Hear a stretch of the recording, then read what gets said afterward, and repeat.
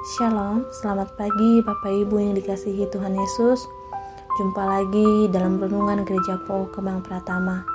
Mari kita bersatu dalam doa. Segala puji dan syukur kami naikkan kepadamu Tuhan, untuk pertolongan penyertaan Tuhan dalam kehidupan kami. Kalau Tuhan layakkan kami ada sebagaimana kami ada di pagi hari ini, kami percaya itu semua karena anugerah Tuhan dalam kehidupan kami. Terima kasih Tuhan Yesus untuk penyertaan-Mu dalam kehidupan kami sepanjang malam yang boleh kami lewati. Kami percaya bahwa itu semua karena kebaikan kemurahan Tuhan dalam kehidupan kami. Berkati kami Tuhan Yesus, dan biarlah firman-Mu yang kami renungkan di pagi hari ini, biarlah kami benar-benar melakukannya dalam kehidupan kami. Dan kami percaya Tuhan, ketika kami membuka hati kami untuk kebenaran firman-Mu, maka Tuhan akan bekerja dalam setiap hati kami. Terima kasih Tuhan Yesus, kami membuka hati kami mau merenungkan kebenaran firman-Mu. Haleluya, amin.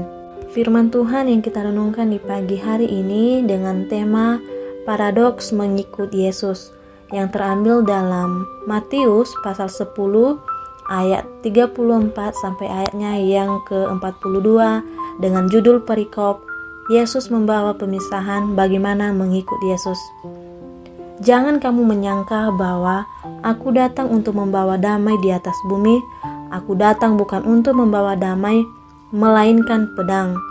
Sebab aku datang untuk memisahkan orang dari ayahnya, anak perempuan dari ibunya, menantu perempuan dari ibu mertuanya, dan musuh orang ialah orang-orang seisi rumahnya.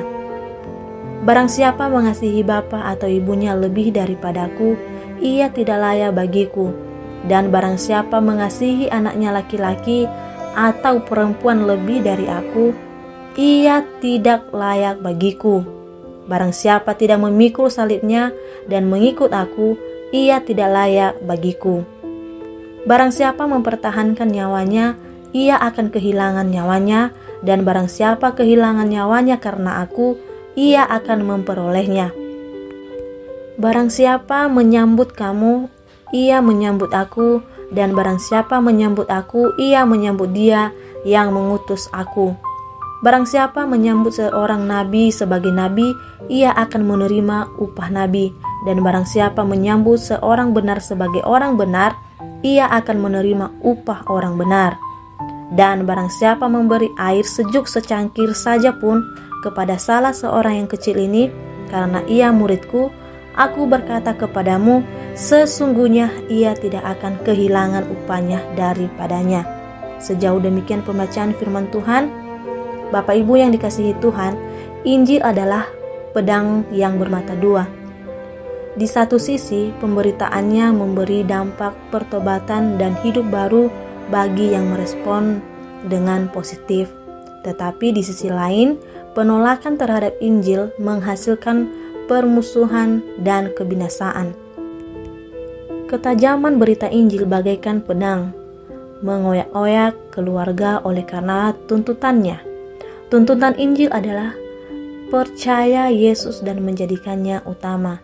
Berarti ikatan keluarga suami, istri, orang tua, anak, kakak, adik, dan sebagainya tidak boleh menghalangi ikatan keluarga kerajaan sorga. Pemisahan, perpecahan, dan permusuhan akan terjadi di tengah keluarga karena iman kepada Tuhan Yesus. Yesus dan bukan keluarga harus menjadi yang utama bagi para pengikutnya. Perikop ini juga berbicara mengenai kesungguhan seseorang mengikut Yesus. Seseorang pengikut Yesus juga harus siap memikul salib. Memikul salib artinya siap menyerahkan nyawanya agar berita Injil digemakan di seluruh dunia. Kesiapan menyerahkan nyawa merupakan bukti bahwa nyawanya sudah menjadi milik Tuhan, bukan milik sendiri. Pedang Injil tidak selalu mengoyak dan memisahkan keluarga. Banyak orang, bahkan keluarga, yang merespon Injil dengan keterbukaan. Kita bisa bandingkan Kisah Para Rasul 16:31 sampai ayatnya yang ke-33. Duta Injil adalah utusan Yesus. Menerimanya sama dengan menerima Yesus. Memberikan dukungan sekecil apapun sama dengan mempersembahkannya kepada Yesus. Bapak Ibu yang dikasihi Tuhan, seorang duta Injil adalah orang kepercayaan Tuhan. Hidupnya milik Yesus. Maka tuntutan Tuhan agar duta Injil memikul salib tidak berlebihan. Memprioritaskan Yesus dari semua ikatan lain di dunia ini memang tidak mudah. Namun, kita ingat bahwa kasih Kristus melampaui kekerasan kepala dan hati orang berdosa. Kalau saat ini kita sedang bergumul dengan anggota keluarga yang belum mau percaya, berdoalah kepada Tuhan Yesus. Mintalah belas kasih-Nya agar kita dan seisi keluarga kita diselamatkan oleh Tuhan. Sejauh demikian firman Tuhan pada pagi hari ini. Mari kita kembali berdoa. Terima kasih Tuhan Yesus untuk firman-Mu yang telah kami renungkan di pagi hari ini. Kami percaya Tuhan, ketika kami mengakui Engkau sebagai Tuhan dan Juru Selamat dalam kehidupan kami, mampu Engkau menjamah setiap hati kami, dan kami percaya bahwa Engkau tidak pernah meninggalkan kami. Terima kasih Tuhan Yesus, biarlah melalui kami kebenaran pemberitaan Injil semakin dikabarkan di seluruh dunia. Pakai kami Tuhan untuk menjadi alat-Mu dan berikan kami kekuatan, kemampuan supaya kami bisa menjadi sevisi semisi dengan Tuhan. Terima kasih Tuhan Yesus, berkati kami sepanjang hari ini. Biarlah apapun yang kami lakukan, apapun yang kami kerjakan seturut sesuai dengan kehendak Tuhan. Dalam nama Tuhan Yesus kami berdoa dan mengucap syukur. Haleluya. Amin. Selamat beraktivitas kembali. Tuhan Yesus memberkati.